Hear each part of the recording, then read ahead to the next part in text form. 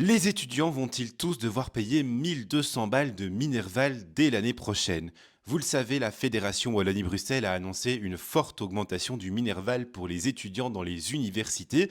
C'est un choix justifié par des économies. La fédération va réduire la part de son budget accordé aux universités et compenser en augmentant le coût pour les étudiants. Sur les réseaux, ça a été parfois un peu simplifié en disant que ça passerait d'office de 836 à 1200 euros, mais il y a quand même quelques nuances importantes et je t'explique tout. À l'heure actuelle, le Minerval dans les universités comprend trois catégories. Il y a d'abord les étudiants qui doivent payer le plein tarif, c'est-à-dire maximum 836,96 euros. Il y a ensuite les étudiants qui sont dits aux conditions modestes, qui eux payent 374 euros. Et puis les étudiants qui sont boursiers, et pour cela, c'est gratuit. À partir de la rentrée 2026-2027, il y aura quatre catégories de tarifs.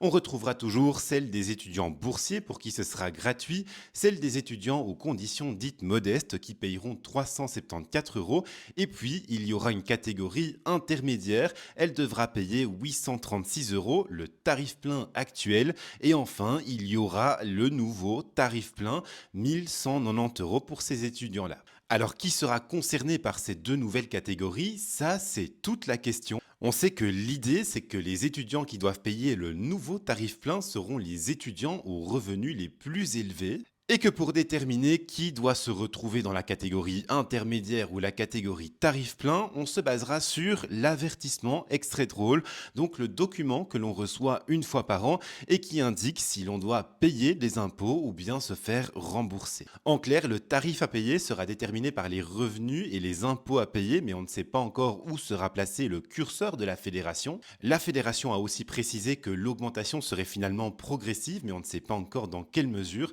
Cela dit, évidemment, ça reste une très mauvaise nouvelle pour le portefeuille des étudiants.